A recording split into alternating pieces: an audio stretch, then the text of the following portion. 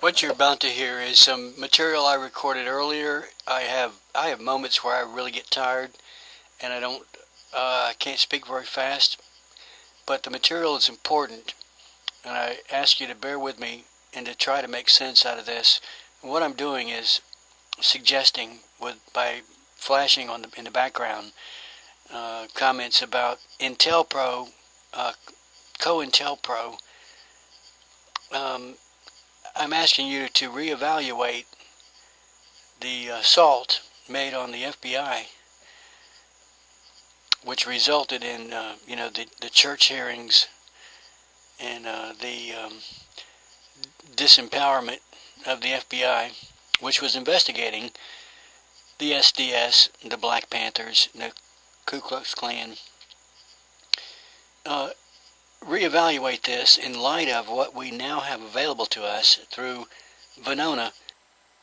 In several of my videos, I point out that the Congressional Progressive Caucus is the problem. They control Congress. Members of this Progressive Caucus chair almost a dozen of the committees in Congress. Without these so-called progressives, Obama's agenda could not be possibly pushed through. Remember that the word progressive is a code word.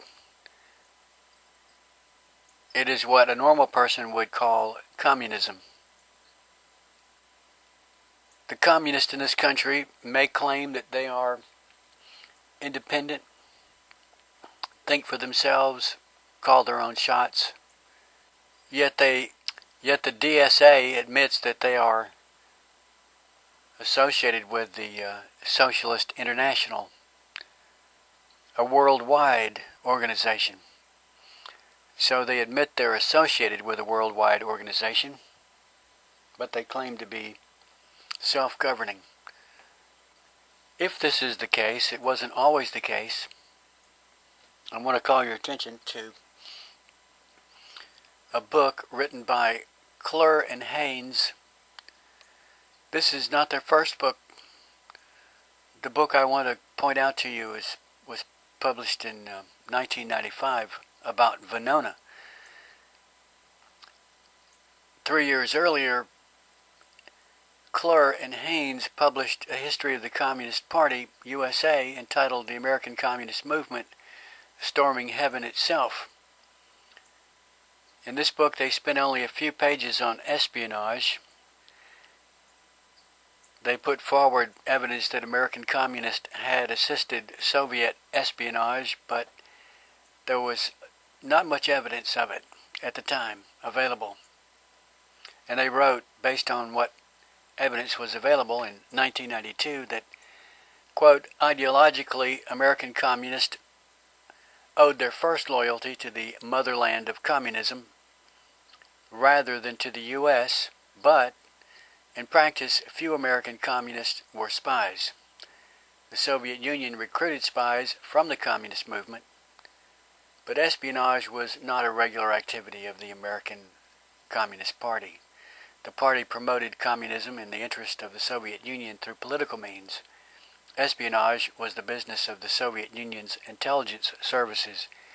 To see the American Communist Party chiefly as an instrument of espionage or a sort of fifth column misjudges its main purpose, unquote. That's what they wrote originally. But within months of publishing that statement, Klehr and Haynes went to Moscow to examine the records of the Communist International. Remember that Boris Yeltsin had come to power, and he opened those records to international scholars because supposedly the Soviet Union had collapsed forever. And you'll also note that Yeltsin was ousted by Vladimir Putin, who is a career KGB, got himself elected as president, and after 2 terms got himself put in the place of prime minister. Virtually, he's still president. And this guy named Medvedev is probably his flunky. Just a guess, I don't know that.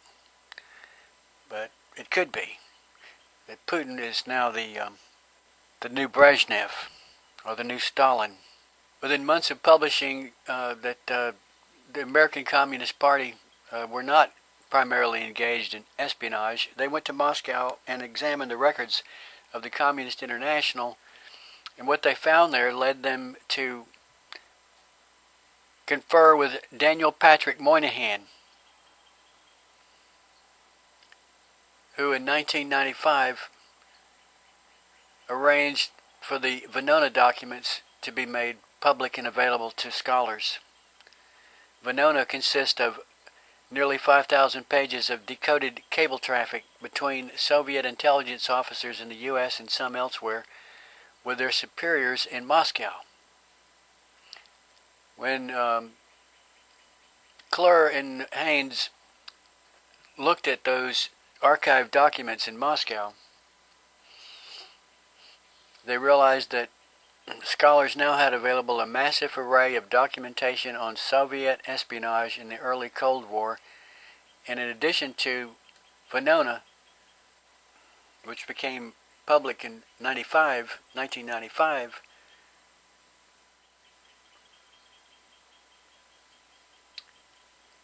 and in addition to the archival material at Moscow,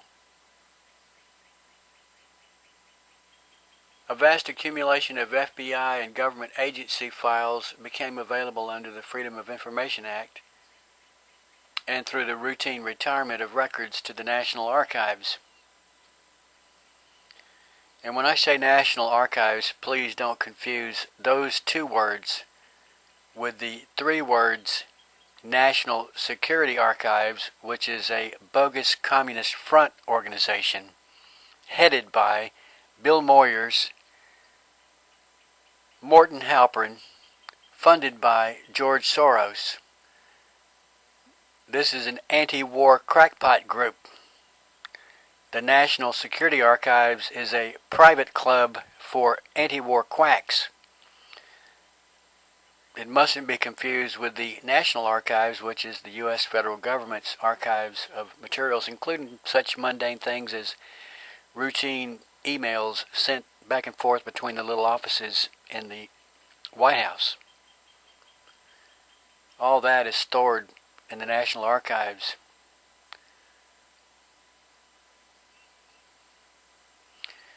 But all this material, as a result of the supposed collapse of the Soviet Union, the archived material, the defectors from the Soviet bloc, the files that became available under the Freedom of Information Act, and the routine retirement of records to the National Archives,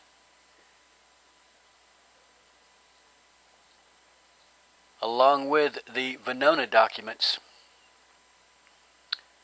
allowed a reappraisal of information that had long been available from court actions and congressional hearings back to the 40s and 50s, and you can think of Joe McCarthy.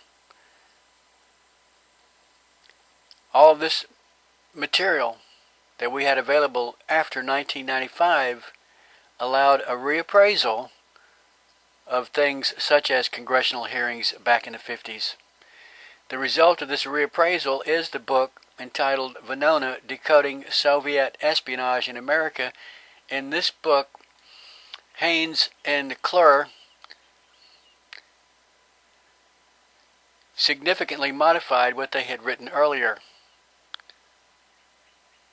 as they determined, based in the new evidence, that there was not a few, as they wrote in 1992, but hundreds of Americans who are also communists who assisted Soviet espionage in the United States.